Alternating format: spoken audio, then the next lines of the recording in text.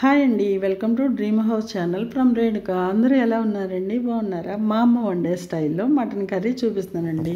ఒక అరకిలో మటన్ తీసుకొని అది శుభ్రంగా క్లీన్ చేసుకొని ఒక గిన్నెలో అల్లం వెల్లుల్లి పేస్టు, కల్లుప్పు, కొంచెం పసుపు వేసి మ్యాగ్నేట్ చేసి పక్కన పెట్టుకోవాలండి.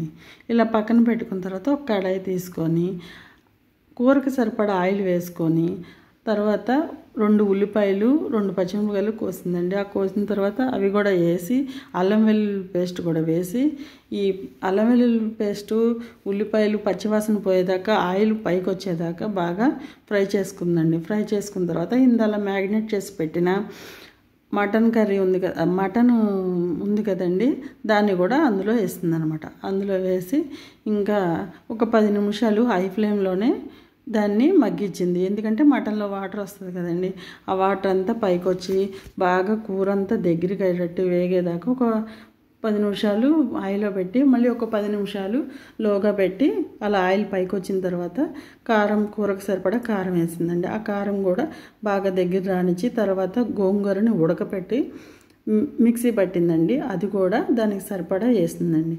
వేసి ఇలా కూర అంతా కలయబెట్టిన తర్వాత ఒక చిన్న పావు గ్లాసు వాటర్ పోసిందనమాట. ఆ వాటర్ పోసి కూర అంతా దగ్గరికి రానిచ్చి మగ్గించిందండి. అలా మగ్గించిన తర్వాత